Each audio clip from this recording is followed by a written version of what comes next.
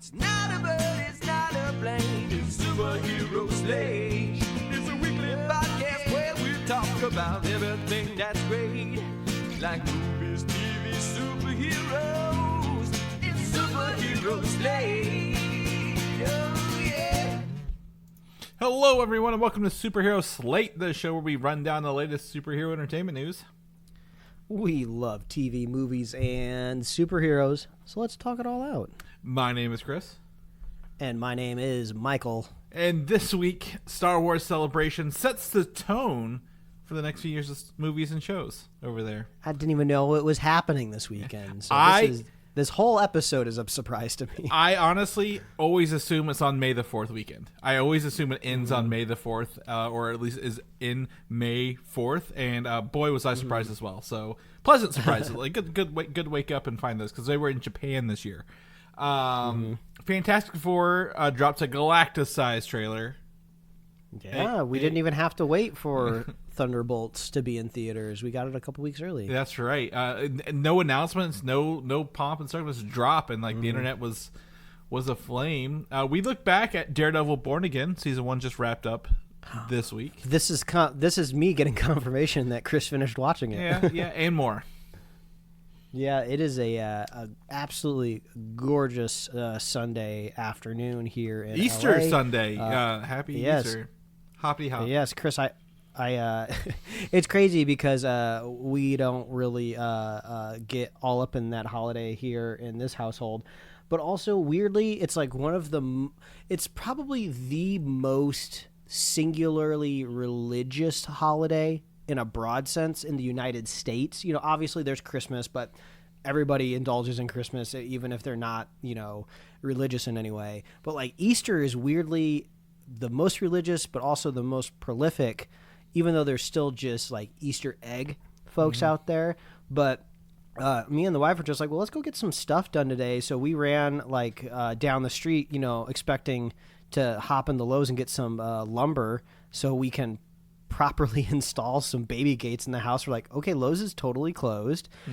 Target's totally closed. Half of these stores are totally closed. It's so weird. I always forget that businesses just totally shut down on. But it's different where I know it's a little different where you're from because you're like right where the southern part of the United States starts. It's also well, this is supposed to be godless Los Angeles. Yeah, why aren't my stores open? Well, it's also weird because it's not a federal holiday, right? Like it's one of those things where businesses can pick or choose if they want to give you Easter Friday or Monday off, if you will, or Good Friday. So it's like my sister-in-law works at a bank. She had to work Friday. Her husband works in the furniture industry. He had Friday off, and I was like, this is really weird as well. But we were lucky enough to, knock on wood, not run into anything. We had to visit my family for lunch, which wasn't bad. It's a beautiful day out. It was like sit outside kind of weather, which is kind of hit or miss in mid-April, but it was nice. And obviously we were big snackies. All the Easter candy is going to go on sale today or tomorrow. I don't know if you saw any on sale today early while you were out there. I saw Easter candy on sale on Friday. Oh, really? CVS must have decided everybody loaded up on what they needed already for the Easter baskets because they were doing 2-for-1 on the Reese's eggs already. I'm like, what? We haven't even hit Easter. Sometimes I forget Easter is even happening until I'm in the store and I see a Reese's egg. Yeah. And I was like, now I had to do a double take. I'm like, is that a football? No, it's an egg. Okay, Easter is right around the corner. Well, it's funny because in terms of Reese's, you got today the new flavors with the Reese's cuts with jelly. And I have only seen you got grape and strawberry because they're two different ones. I was able to find strawberry, but it was hidden in with the Easter eggs, like the Reese's eggs container. And I'm like, oh, I cannot wait for all this Easter candy to get the hell out of my way so I can see all the good stuff coming. Out of here, because I don't want your eggs. I want the flavored ones as well. So that was fun to see on that. Yeah, but it's an absolutely beautiful day, which means the only thing Chris and I really want to do is go inside and talk about things that we watch on our screens. Yeah, exactly. Before I got a topic here. It's not really a topic, but I shared it with Mike because I've seen it for the past week, and I'm like, why does this sound familiar? It's a movie by Genndy Tartakovsky called is it Neuter or Fixed, the adult animation about the pets, which was dropped by Warner Brothers when they were doing all these movie cuts for tax reasons, has been picked up and saved, and it gets like an August release. Which not only that, but Looney Tunes got purchased, right, and it will be released later. Was it Coyote versus Acme, I think is what it's called. Boy, am I hoping that Batwoman or Batgirl movie gets picked up as well somewhere down the road. Yeah, like maybe just like a quiet release on like a Tubi or like a Pluto TV, something. I don't know exactly how it gets out in the world. It almost seems like too high profile and conflicting with guns trying to do. Amazon could do it. Amazon is released the Batman animated series, right? The new one. I forget what Gotham Knight, whatever it was called, right? The one that's essentially the spiritual sequel to the Batman the animated series. They're no stranger to buying things that are just sitting there to throw on their service. Give it to Ketchup Entertainment. They're saving everything else over there. Yeah, exactly. I think there's exactly 3 ways Batgirl makes it out into the world. One is Superman comes out, just bombs, nobody likes it, the whole gun DC Saffron universe just absolutely crumbles to oblivion, and then they just pivot to like Matt Reeves as Batman, and they just, I don't know, try to figure it out. I'm not saying that's likely, but if everything starts to crumble, they're just like, okay, this Batgirl movie is not going to disturb anything, just put it out there in the world. The second possibility, which I think is the most likely, is that it just leaks. Somebody somewhere says, screw my NDA, I worked hard on this in some aspect, put it out there on the internet, people start watching it. And I think the third way, which is just 10, 20 years down the line, there's some sort of historical, on Batman Day, there's some sort of just vintage release of finally see the movie or something like that, where it's so far gone, contracts are expired, and yada yada yada. It happened with the Fantastic Four movie from the 90s. Eventually, someone had a copy and put it online. Eventually, I still think there's opportunity. I think Warner Brothers is hard up enough for cash that they would sell. They'd be like, all right, fine. Well, we're gonna get the insurance money. Statute of limitations has expired. They can't take that back, and we're gonna get my extra money for it. Hell, give it to Amazon. Give it to Netflix. We don't care anymore. We don't have to say. No one knows it's gonna be connected to gun stuff or not. But it will. I think. Was it kind of connected to? Who was the carryover? The commissioner? Was it the Batman's commissioner, or was it the Snyder versus commissioner? I thought the commissioner was it J.K. Simmons in that one? It was. I'm going to pull it up here. The Batgirl film, J.K. Simmons. Yeah, so this would be Snyderverse, DC Extended Universe stuff. This and the Ayer cut on Amazon, Mike. I'd be watching them all weekend. Oh my gosh, sure. Yeah, right. But anyways, long story short, Genndy Tartakovsky's Fix movie will be animated. Fix will be released eventually later this year. So another save from the gutting at Warner Brothers. Moving into it, we got a bunch of footage to talk about this week. Look at first and foremost, we're going to drop into this with 28 years later. We had a teaser for this upcoming threequel, the third movie in the 28 days, 28 weeks, and now 28 years later movie has dropped, showing a very more intense movie than I thought it would be. Looks like Aaron Taylor Johnson and his kid are living on an island with a bunch of people, and on this island where the zombies can't get to them, they go out and they venture mainland into England, and that's where things kind of get crazy. I'm excited for this, Mike. I'm not a zombie movie person, but those first two just have a special place because they had the fast moving zombies, the rage virus people. Yeah, were so different and so standoutish. I struggled to remember exactly how the first two films ended. I know the first one's kind of the breakout. It's only been a couple weeks, right? Yeah. 28 days. 28 days, if I recall the movie title. Yeah. The second one is when it kind of takes place in London. People started to kind of concentrate and build more society.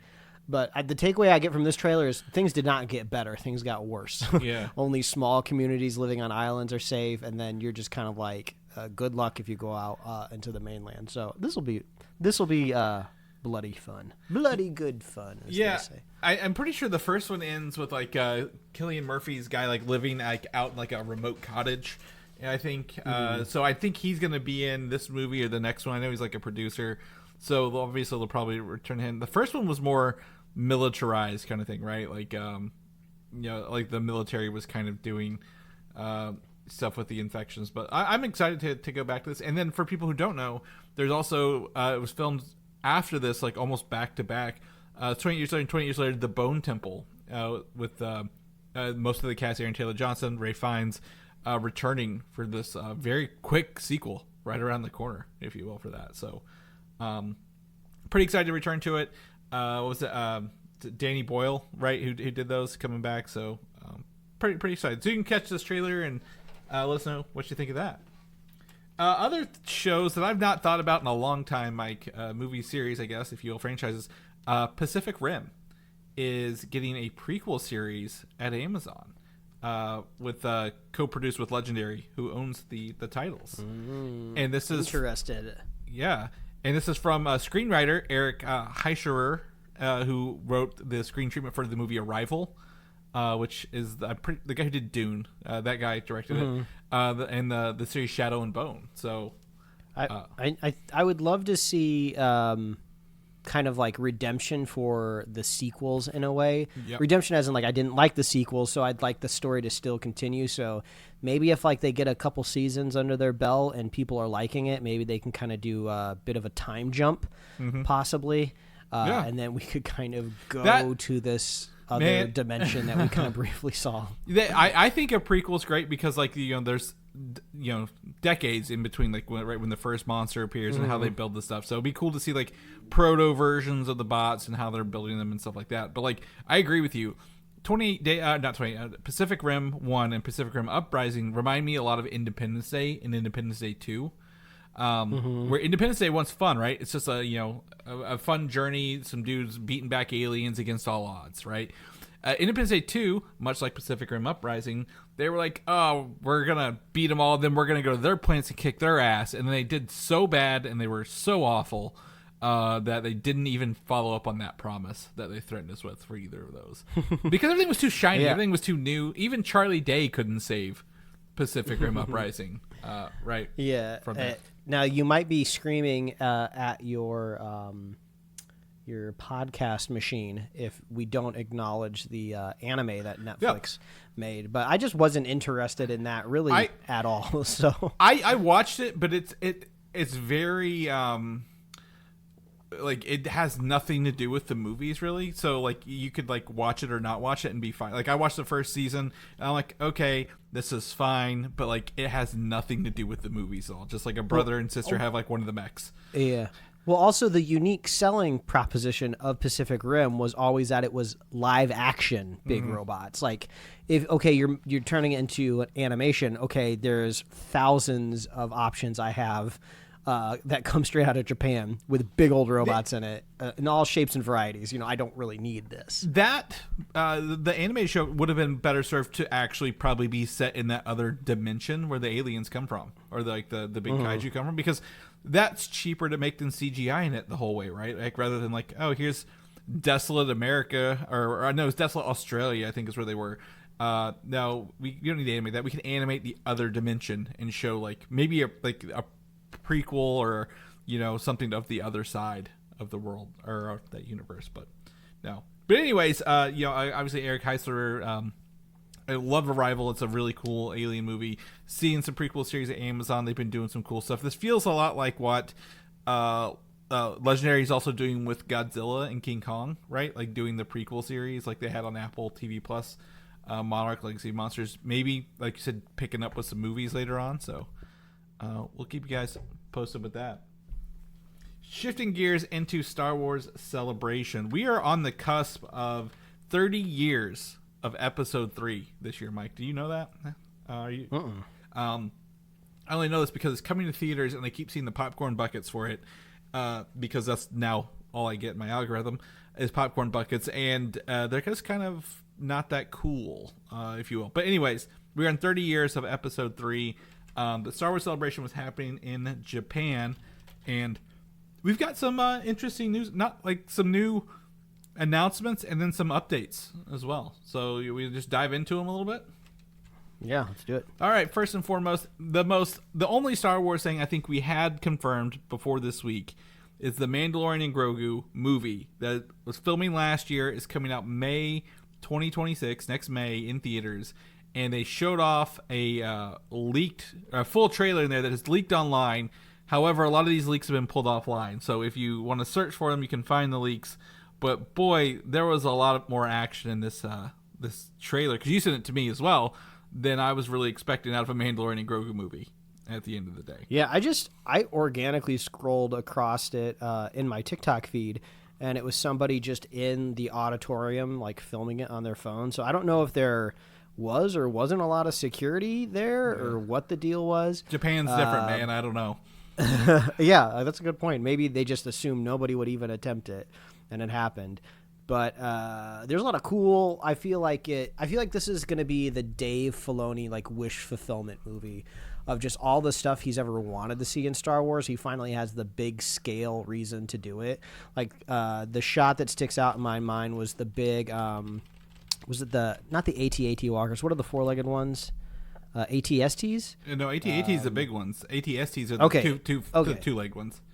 Yeah, then I guess some people maybe call them AT-AT walkers, but there was like three of them like going up like a narrow cliffside. Yeah. And like one of them like tumbles down. I was like, oh, this is a really cool visual, and also reminds me that there's a lot of impractical machinery in Star Wars. Like you got things that can fly. You don't need something walking on four legs, but it was still cool. So yeah, it made me more excited because that last season left a bad taste in my mouth. So looking forward to this movie. And it's a movie. So what was cool to me, like I said, the AT-AT, like them being like it's a scene, an extended scene of the Mandalorian and obviously Grogu going through the body of this AT-AT to like knock it down, which is obviously what we know from watching Empire Strikes Back, right? Like you knock them out, they fall on their face because they're like essentially like big camels, if you will, at the end of the day.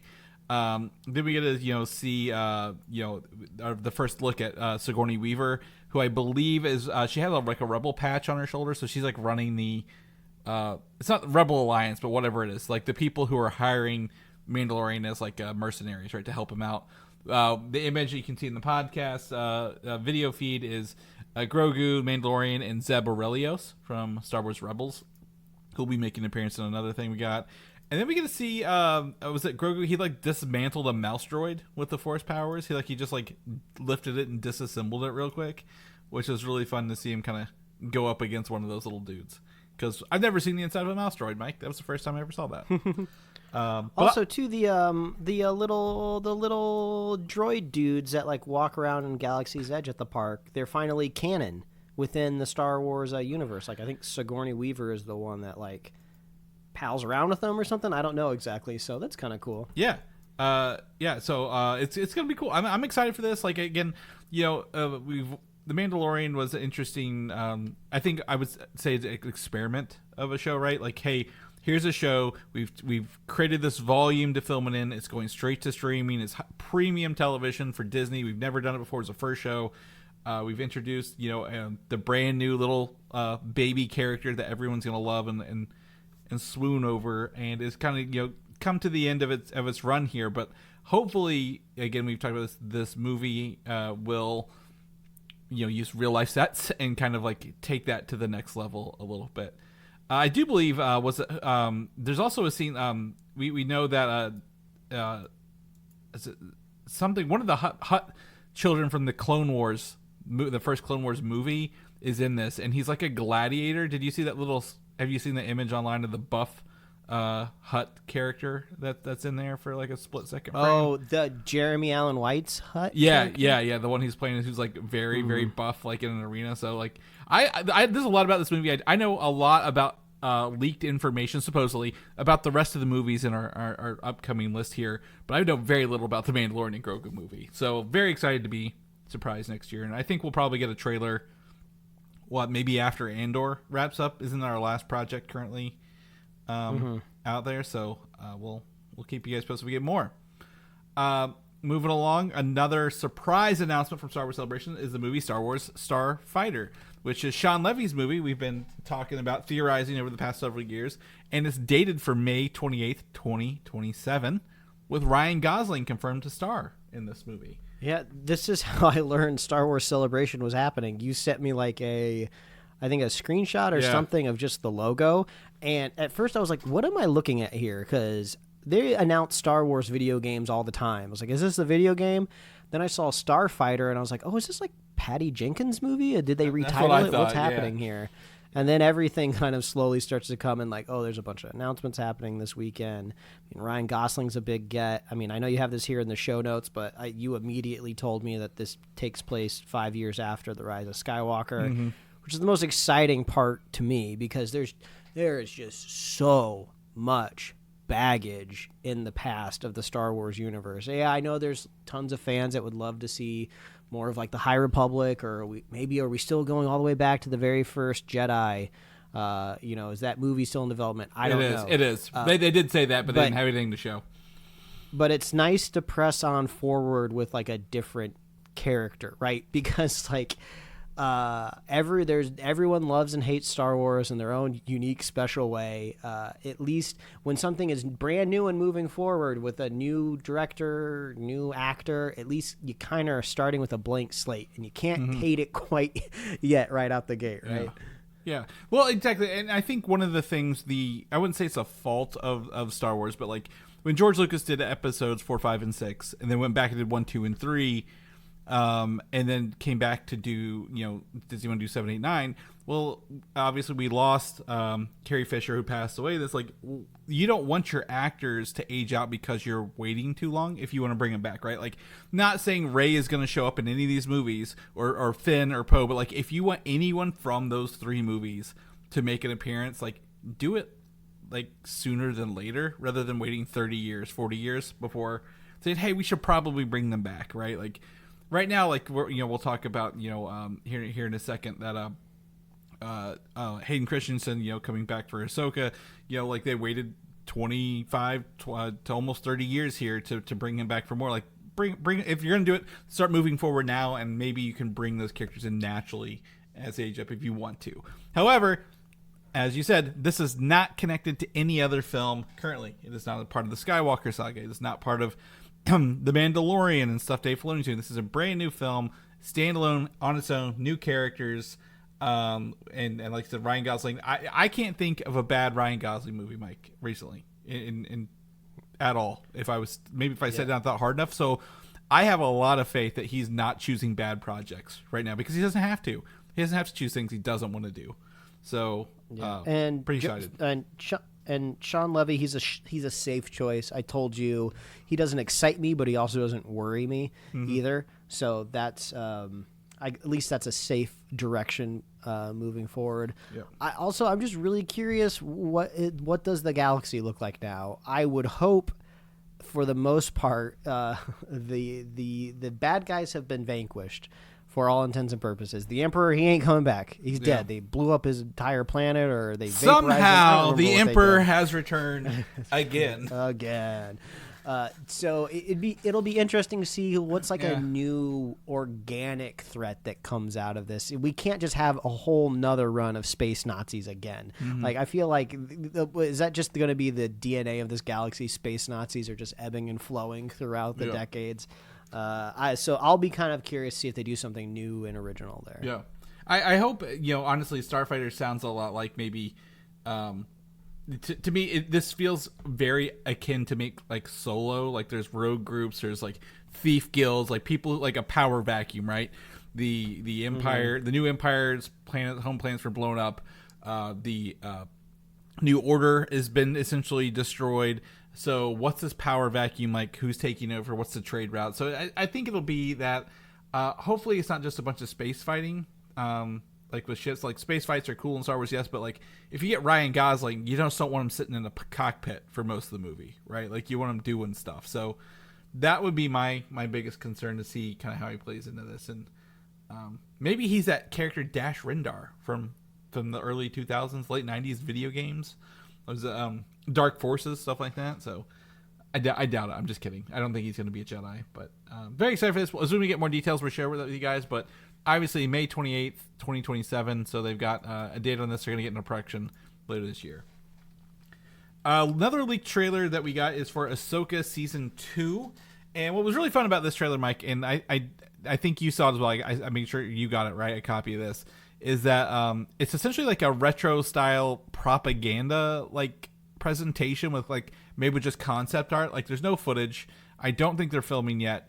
But like they really kind of like set the tone of like, here's where things here's where things are, and here's where things are probably gonna go with the concept art. And then of this stuff, there's a couple cool shots of like some of the zombie troopers, possibly a couple Night Sister looking demon things. But the biggest takeaway from this, Mike, is we lost Ray Stevenson after, or was it right before Ahsoka came out, right? Like right before the show debuted, and they were like, well, Baylan Skoll is essentially the flip side of the coin to Ahsoka. Both are like, they were Jedi, but now they're not, so what it's going to be. So they had to recast him with friend of Ray Stevenson, even actor Rory McCann, and we got our first look at him in his Baylan Skoll outfit, which looks just as menacing as Ray Stevenson did, if I was to be honest. So it's a good pivot. He's a recognizable face from Game of Thrones. Mm-hmm. Correct me. Well, actually, don't correct me because I don't even know. So I'll just ask you: does season 2 come out before Mandalorian and Grogu? I know they've not even started filming this yet, so they've got. Okay. I think Mandalorian and Grogu will come out, and then this will be probably next summer. So, because I don't even think they gave a release date for it. I think they just said it was coming soon as well. But I'm excited for this. I thought the presentation was really fun. They leaned into, I don't think you've watched Star Wars Rebels, Mike, but maybe you watched a recap of like, there's a droid in there called Chopper, who's like essentially R2D, but he's like homicidal, if you will. Like he loves killing people to a degree. Like he's like, yeah, I'll absolutely get. And they showed him behind like a machine gun turret in this, like shooting people from a ship, which I'm like, okay, it sounds like there's gonna be some more action. Obviously, Ahsoka season 1, it's not the strongest show in the world. It's fun. It's great for fans, but they need to bring a lot of more people in, and I really hope they can stick the landing with season 2 with this. And also, since season 1 has come out, Dave Filoni is now is it creative director or whatever at Lucasfilm. He's now in charge of the stories for everything, so I think he might have a little more ability to tell it rather than answer to a lot of executives and red tape above him. Moving on into this is probably the most surprising announcement, is a series for Disney Plus called Maul Shadow Lord. So we are getting a Darth Maul series in 2026 on Disney Plus, and I think the trailer's been also taken down, but if you can probably find it online, but it shows that this is Clone Wars, and this is essentially the Clone Wars animation style, and it reveals Darth Talon's debut. And if I said, Mike, do you know who Darth Talon is in any way, shape, or form? I'm going to send you, you can probably Google it, but I'm just going to send you an image to our text messages. And this is probably the most, I thought this was essentially fan art for the longest time before I found out that she was in comic books and the extended legacy of it. I could see how this character on the cover would sell a comic book. Yeah, absolutely. She's very a lot of red skin showing. Yeah, so she's a Twi'lek, a red Twi'lek who has like the longer, I guess, tendrils, or Leku, I guess, down that has been tattooed in Darth Maul's skin pattern style. So she's got these Sith tattoos covering her body, and she essentially is a evil Sith. So this show is set between Maul's last appearance in the Clone Wars, which we saw in the finale of whenever the ship wrecked and Ahsoka survived, and then his debut in Rebels, I think season 2 or 3. So they're going to just be telling the story, like, how did he go from disappearing from the Empire, the new Empire, to reappearing right before Rebels, and what was he up to? So he's going to have obviously an apprentice of some sort who will probably be Darth Talon. They may not give her the Darth name, but they probably will because it feels like a fan servicey show. And Sam Witwer, who voiced Darth Maul in all the Clone Wars and all the other stuff he's been in, is returning to voice the character. So very excited to kind of continue this. I really hope when they announce this, it was like a live action series that would pick up after his appearance in Solo, like where they kind of tease him there at the end. as like running the crime syndicate. But it sounds like we're just going to be getting an animated version here, kind of along the way instead. They could bring that story in, but I don't think so. This is about 1 or 2 levels too far removed from the main continuity for me. So this is going to be a no-go for me. But I always look forward to like fun clips showing up in my social media feed. So that's probably how I'll end up experiencing this. Yeah. I love, again, I'm a huge fan of the Clone Wars, all the stuff, all the seasons they've done across time with that stuff. Rebels, and I know they always give Darth Maul hella good action scenes. Like, I'm very excited to see kind of what they can do with that, because obviously he is was a Sith apprentice, Sith master at some point, and almost took down Palpatine at one point. So I'm very excited to see kind of what they do with the action scenes with him going forward. Moving on we're going to shift gears. That's Star Wars for you. If anything else comes, I think there was some other video game stuff, but I'm not here to announce video games that I'm probably not going to play and some other things. So if anything else comes out, Star Wars Celebration, we'll let you guys know. But we're going to shift gears over into Superman. Superman, a behind-the-scenes video was dropped this week as well for Superman, Mike. And this was very interesting because I don't know if I've ever heard Peter Safran talk before. And that's like the only thing sticking out of this video. That was kind of like a jump scare. Like you hear him before you see him, and then all of a sudden you kind of get like this neck up shot of Peter Safran, and it's like looking directly at the sun. Like, you didn't shave for this, man? What's going on here? Yeah. So it was definitely interesting. But one thing about this, everything we see about Superman for a little bit tends to rely on like one figure that's not Superman, and this behind the scenes like leans a lot into Metamorpho, if you will, the character who's like looks like half purple, half the Thing, and he's got like weird kind of markings on his face a little bit. Like that shot has been pulled out of this and beat to death, as far as I can tell, across all the promotions here. But like a couple of cool things we get to see. About a minute 39 in, we see what we assume is Lex Luthor's power armor. I don't know if you've come across that screenshot yet. It's kind of at a distance. We're not up close. It's like silhouetted in a doorway, right? Yeah, like a circular kind of capsule, if you will.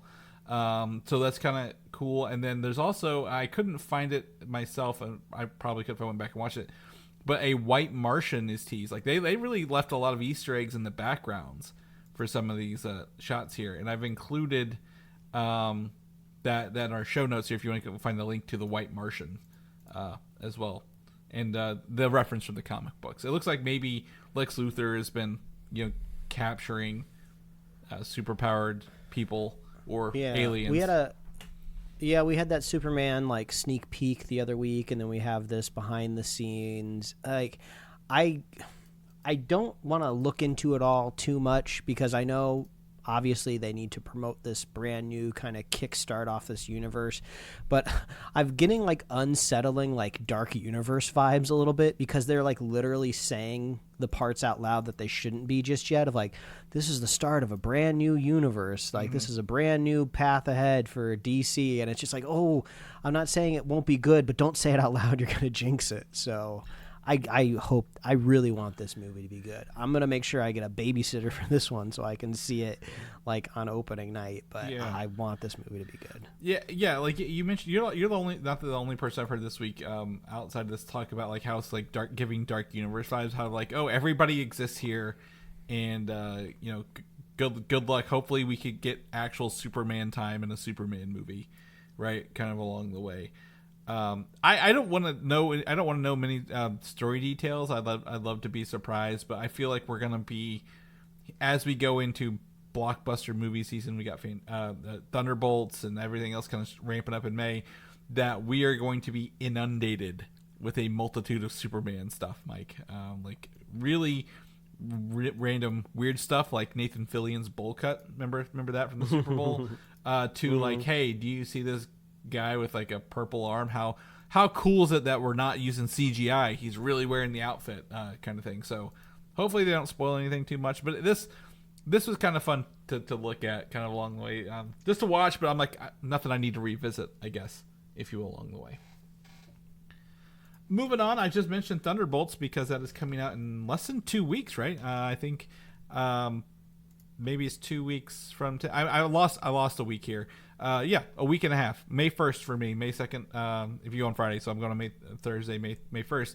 So very, very excited for that. And we got a final trailer release for this movie, which is fun because they mentioned specifically the void, Mike, which is cool. And they're really setting up, I guess, the what they're fighting here. That there is a villain, and it's not just, hey, we have to go get Val or we have to kill each other, right, kind of thing. So a lot of setup for Bucky, a lot of history here for Yelena, some flashbacks, stuff like that. I'm excited. Obviously, I'm again biased because of Century, but I am excited as this kind of ramps up to get ready. But I will be not watching any more trailers going forward for this, right? Mm-hmm. Tickets on sale for everyone who didn't hear. Was it last week? I think we said tickets were on sale. So get your tickets while you can and see the Thunderbolts when it drops May 1st, May 2nd. And we're going to quickly shift gears over into Fantastic Four First Steps because this trailer, Mike, landed huge this week. Did not expect this at all. Absolutely fantastic. Pun intended, if you will. Love to see, obviously, we get to see a lot more of the Thing. We get to see Sue Storm's powers. We get the confirmation, Mike, that she is, in fact, pregnant in this movie, which has been rumored forever. And not to sell ourselves short, the first stretching appearance of Mr. Fantastic during a big action scene. We get to see some stretching finally. Silver Surfer. Oh yes, Silver Surfer. We get to see a big old foot take a stomp down in the middle of the city, which is fun. We got confirmation of a baby. And it kind of seems, I think you theorized this on the podcast somewhat recently, but I can't get it out of my head when I watched the trailer that it almost seems like the birth of the baby is what's heralding kind of Galactus to Earth. So maybe there's some sort of like destiny, I don't know, something going on there. Yeah, something Galactus knows that everyone else doesn't know. In the comic books unrelated to this, and they could pull it in, Franklin Richards has the ability to like create multiverses, like molecular level fucking abilities, right? Because of his parents' powers. So like if Galactus is like, well, I want someone who can give me any planet I want to eat, it's going to be that kid kind of thing, right? So maybe that's what he's looking for. Someone to do that with. I don't know though. So and that would make sense of how maybe eventually they make it over to Doomsday, because we know for a fact, based on multiple chairs, that they're going to be there. So this is exciting. July is going to be absolutely wild. Yeah. Still waiting for that Jurassic World trailer. Didn't get that yet. Well, we got the first something one coming up. Yeah. Is there something coming up where we're going to get another one, like get a better look at everything? Yeah, well, they had a behind the scenes as well last week, I think, for that. But obviously we don't care about behind the scenes of Jurassic World. They're all CGI dinosaurs these days. Let's get something good. So hopefully they hit a right before Thunderbolts, a Jurassic World trailer. Also to call out a couple things here, we get to see the Fantastic Car towards the end of the trailer, around the 2-minute mark. There's also an exploding planet at about 1:51, Mike, and I was going to drop a theory on this because it looks like the Fantastic Four ship is going towards this exploding planet. So, is this Earth and they don't save it? Like, is this the end of the movie kind of thing here? Is that what they're teasing, or is it like maybe a dream they're having of their planet blowing up? Because I was like, damn, that's a deep shot to drop in a trailer this early on. Yeah, like, is it possibly a vision in a way, when the Silver Surfer shows up, obviously it's a visual medium, filmmaking. So could we be just kind of looking at somebody's imagination right now? They're just thinking about it happening. I don't know, but yeah, this is pretty freaking crazy. I don't know. Yeah. And the other thing I wanted to call out is the tone of this trailer is that most Marvel movie trailers we get, or at least have gotten lately, even some of the Thunderbolts have been like very like comedic and like lighthearted, and short of Johnny Storm, pestering Pedro Pascal at the beginning, how he's going to be maybe not a good dad. This is like a very dour kind of like, we don't know if we're going to make it kind of trailer out of everything, right? Like this is a very interesting tonal shift in terms of Marvel marketing for their trailers that it's not fun. It's not lighthearted. The Fantastic Four, like, the first one was kind of hopeful. This one doesn't feel as hopeful in some of these scenes, and like the people are asking them, "Hey, can you save us?" And Reed's like, "I don't know," kind of thing. So I'm excited to see how they possibly take some of this tone and work that into this. Like, right, like we don't need comedies all the time. Yeah, there's some levity in these heavy moments, but this trailer really gave me the vibe that this is a serious movie and like there's a serious situation going on, and the Fantastic Four, like, we got to solve it. Like, we can't just obviously punch Galactus out, but like we got to solve a problem or the world's gonna get blown up. So I'm excited to see them also mix in with our, like you mentioned, Doomsday, the regular Marvel characters, right, when they get there, who is a little more brevity, if you will, in that situation. So yeah, I'm excited for this. And then also we included the IMAX trailer. I don't know if you got to see the IMAX trailer. Actually, it's a 1.9 ratio, so it's a little wider.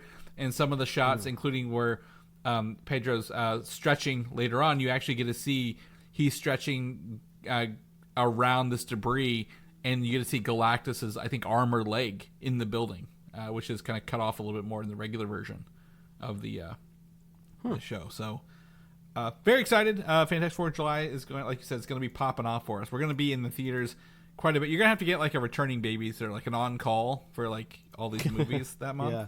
So moving on to Avengers Doomsday. Mike, last week you made a call on these holes in the ground, and this week I did. They've updated the sets on the holes in the ground. This is like whole update. This is hilarious that we keep getting, like, every week we get more news on these holes. So these holes now have spaceship debris in them. So they're spaceship debris craters landing in there. And I've included a video to YouTube video that includes like an overview of this. I still think this walkway, the hedges, the greens, all the debris, it looks like a X-Men mansion, right? This looks like the X-Men courtyard where this stuff is happening. So I fully believe it is, but you can see like a little spaceship debris in some of these holes that they've added. I assume they're probably going to be adding more into these holes over the next couple of weeks as they keep updating the sets.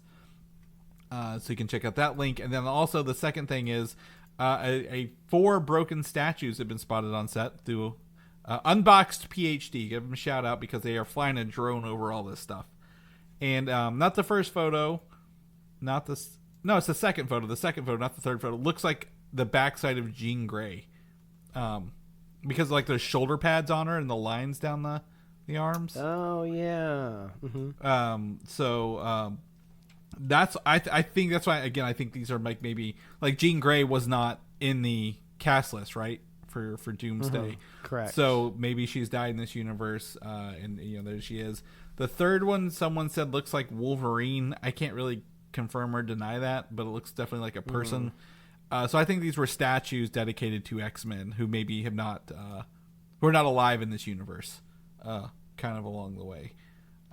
But I'm excited to see more of these set photos.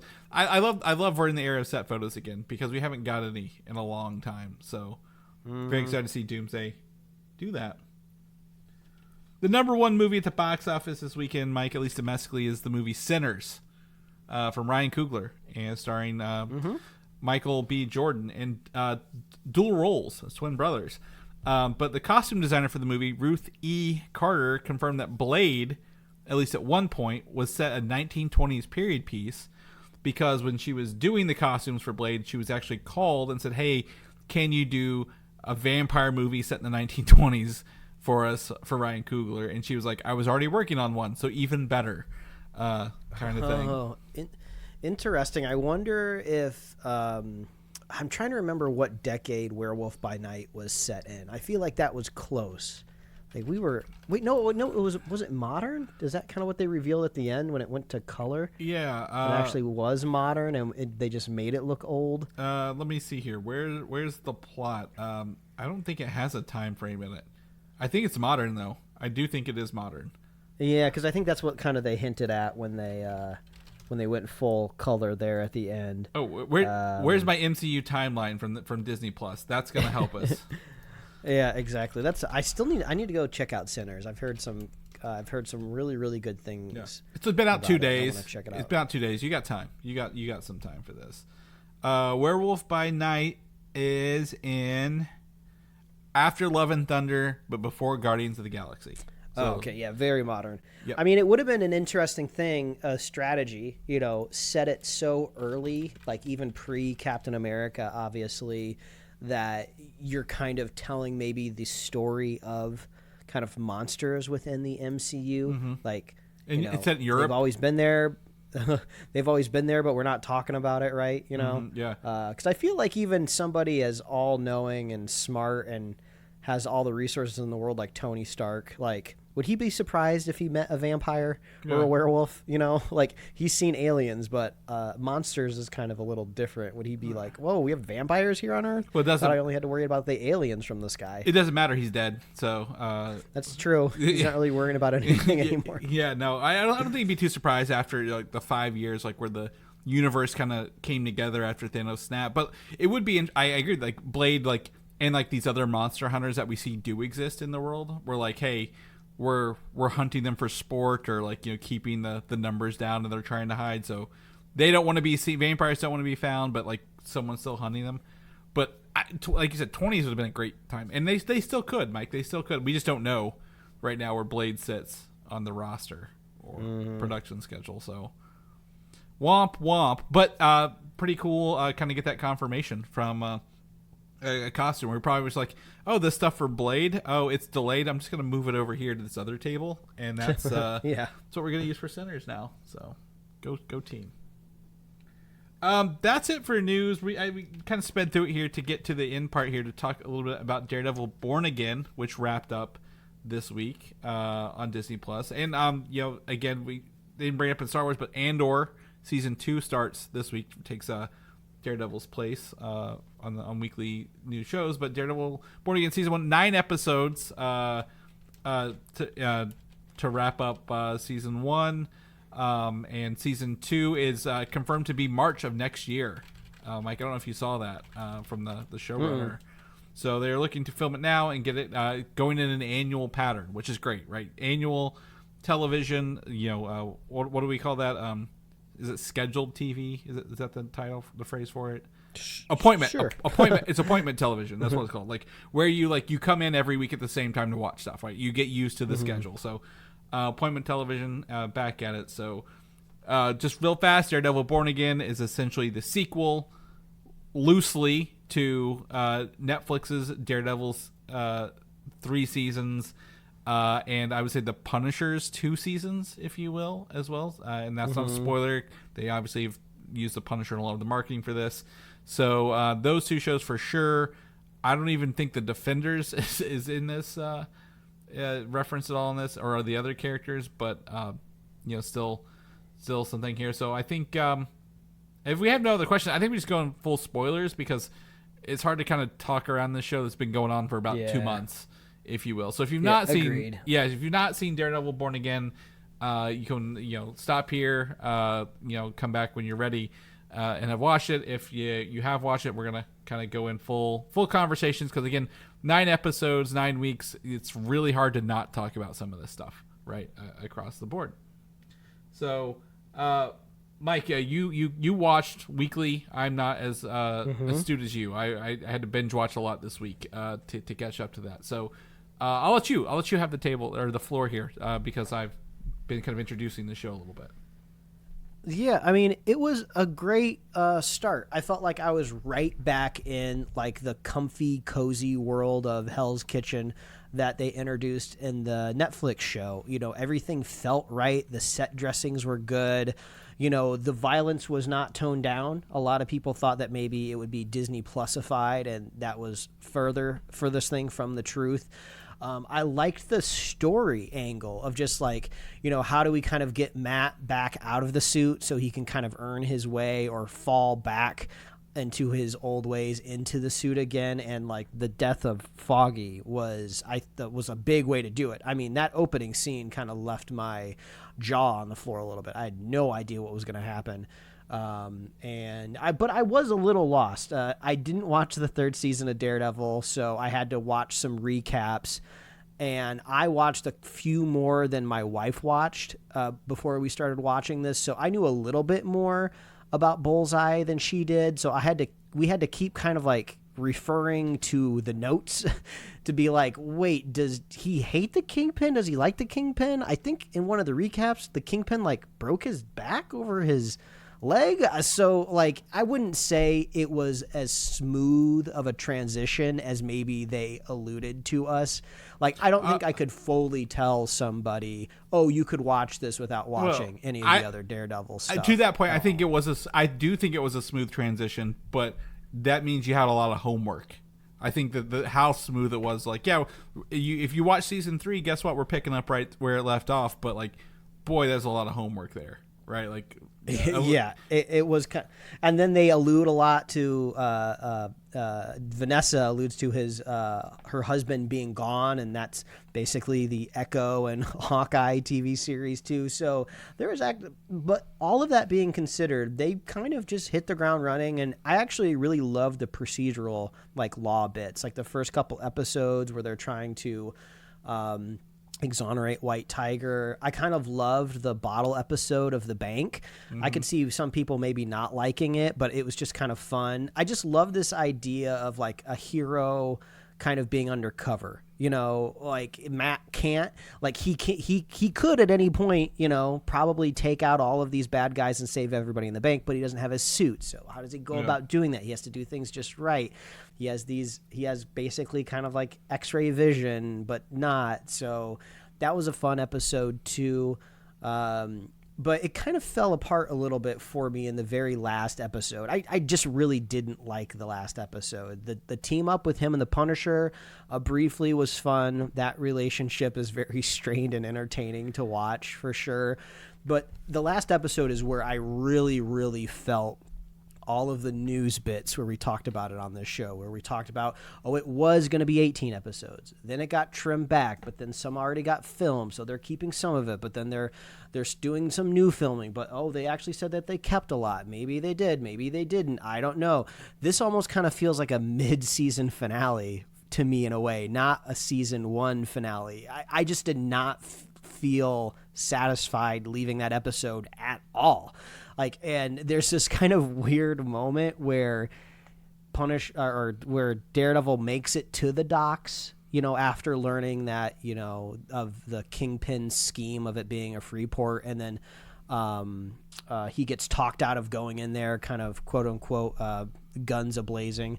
And then he's just like, all right, well, we're just going to do this weird setup shot where he's outside of these rocks and he wants to go there. Then Karen tells him, no, don't do it. And he's like, okay. And then they leave. So like there was like no even reason for him to be there. Mm-hmm. And then they did their best to try to like get everyone excited for season 2. You know, they did their best. He had this huge speech where he talks about he's going to take the city back and everything.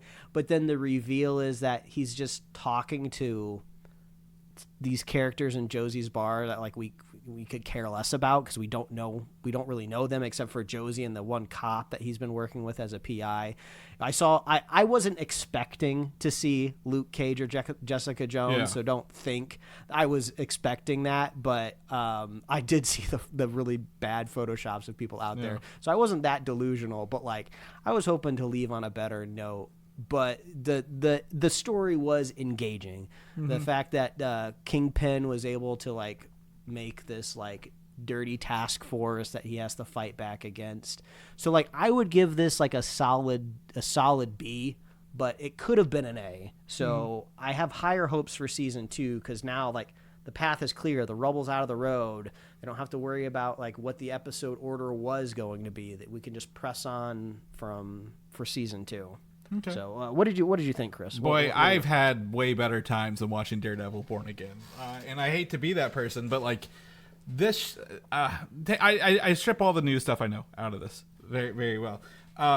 This, despite Marvel saying everything is connected, this feels like the Netflix show because nothing else in the world, other than Kamala Khan's dad, who happens to be a banker in New York. Despite living in Jersey City, I don't know what that travel is. That can't be a quick route. Is it like you're not just traveling to Jersey City to New York? Is so isolated and so tiny from Marvel. Like this is New York. This is the mayor of New York now, right? Like, how are Thunderbolts going to deal with this? How's Spider-Man tied into this? This was just a waste of my time and everybody else's, I feel, if you thought you were getting a Marvel show that actually cared about being connected to everything, because it's not. It is so far removed from everything else. It just felt so time wasty at the end of the day. Now, maybe, again, to your point, I'm not unexcited for season 2. But like, I hope they can actually make this actually like a connected world, rather than have the mayor of the city where everything is set and happens in since Avengers actually interact with other characters, right? Like, I get it. The Spider-Man rights are a tricky situation. Perfectly fine. But what about a Hawkeye took place in New York, right? Even the Sword Master showed up for a couple seconds at a gala. If you remember the actor who played Sword Master, like her, I guess not her stepdad or whatever, but like was there. And I didn't feel like anything was connected, and like, it's so weird to watch this. I also think that the actor who plays Kingpin, Vincent D'Onofrio, can drop the voice. I think he can just get rid of the voice. I think that it was maybe cool in 2015, but it's so grating now. When I see him on screen and have to talk, I just want to turn it off at the end of the day. I wish I was having fun, and maybe that's the reason why I couldn't like get myself to watch it all, because I just don't care. Do you remember Muse was in the show, Mike? Do you remember that? Yeah. How little was he in the show? Yeah, and I was extra confused because we had reports on the show a couple weeks ago that the character was supposed to be popping up in season 2, and like, no, he pretty much got like 5 bullets to the chest. He's gone, unless there's like a copycat that pops up or something from Muse. Yeah, definitely not without its faults for sure. I totally agree with this whole. This is the problem when New York is kind of the center of the universe for just Marvel in general, whether it's like comics or movies or TV shows. I've seen a lot of people when that latest Thunderbolts trailer came out, and you see the Void kind of like voiding out people. Yeah, you know, that's the New York City, and they're like, well, what is Fisk going to do about this? I don't think his task force is going to be able to touch that. So yeah, are they going to acknowledge that in any sort of way? And normally I would be like, yeah, that's fine, but like, I'm at the point where like you said, New York is everything to this, right? Like, everything is New York. Like, literally, there's no like, other than mentioning Jersey City where Miss Marvel was, and that's not New York. That's great. They got her out of there, but like, everything else is just taking place here. And Muse was again, maybe he's in season 2, probably not, like you said. But boy, that was a waste of a character, like doing something like how did Daredevil find him? He just showed up on a train track when he was like had the white tiger's niece like draining her blood. How did she find it? Yeah, because the whole city of New York is trying to find this guy. Yeah, and then I guess White Tiger had some notes scribbled down, so maybe that's how.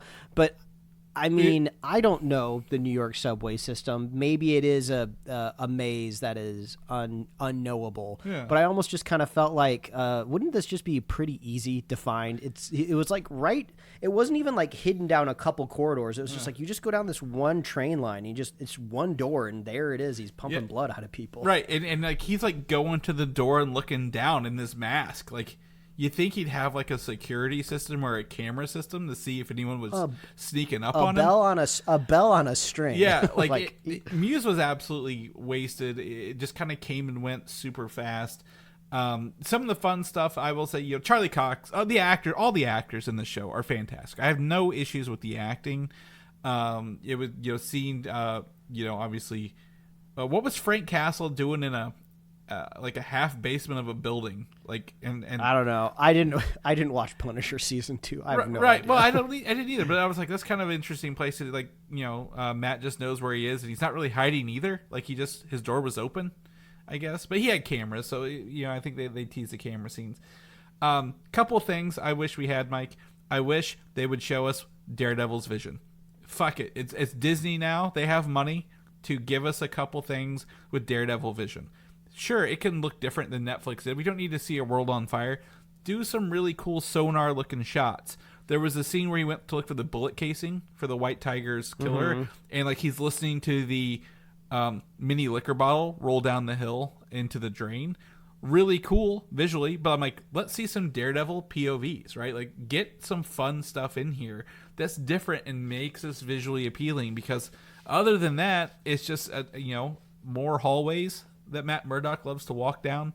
And how many times are we going to see him take his, like, walking cane and fold it up? Because I saw a lot of him folding up the walking cane as well. And the bottle episode, I enjoyed the bottle episode. Number one, St. Patrick's Day is my birthday. I absolutely love that. That was really fun. It was also cool, like how he was listening to the heart. Like, it would have been cool if we could have seen it, but like how he's listening to the heartbeats, and he knew the woman was in on this the whole time, kind of thing. Was really fun.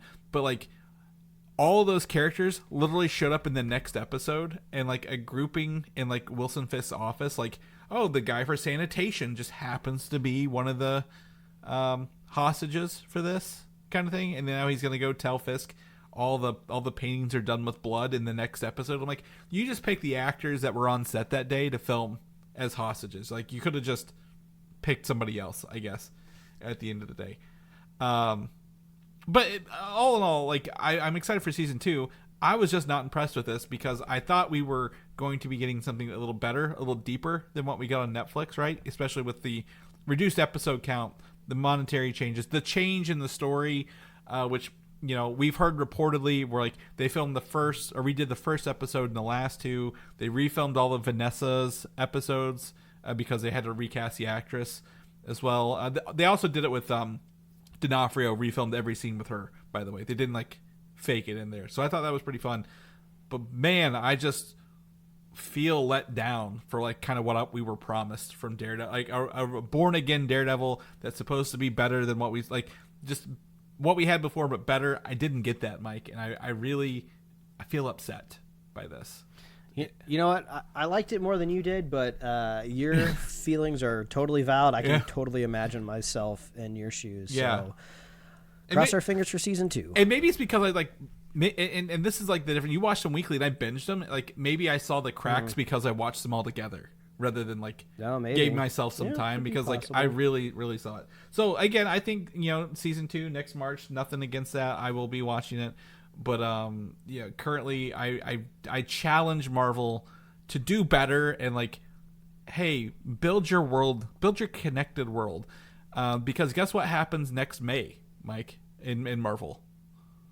Doomsday. It all goes to shit. Yes, so hopefully we get to see some of that and some longer effects other than, hey, remember that time all our worlds collided? That was silly. Let's go and have a court case. So either way, that's where I'm at. Sorry, people are going to be like, Chris, you suck. You don't like Daredevil. But sorry, not sorry. I just wanted I tried to like it. I tried so hard, but couldn't bring myself there. All right, Mike, anything else you want to add to this before we pop off of here? I think we good. All right. Well, if people want to know what you're up to, Michael, and what you're doing, where can they find you at? Oh, they can find my webcomics at liferewardsrisk.com and pickledcomics.com. Chris, people want to catch you. Where are you at? You can find me on Instagram, Valdan87, VALDAN, or Video Game Systems with the same name. If people want to know more about the show, where we come back every week and do all the news, and I believe, you know, as we get into the summer season, we're going to be getting a lot more news. We're going to get all these goodies at. Oh, head on over to superheroslate.com. That is our multiverse for all of the stuff we do here at the show. You can find us on Apple Podcasts, YouTube, Spotify, wherever else you're listening to podcasts. You can get merch at superheroslate.com/store. We love hearing from you. What are you playing? What are you watching? What are you reading? Let us know. And we love our super fans. So if you want to be a super fan of this show, all you have to do is share the show with a friend, share the show with a buddy, and we'll be here every week, folks. That's right. We'll see you guys next week. Bye.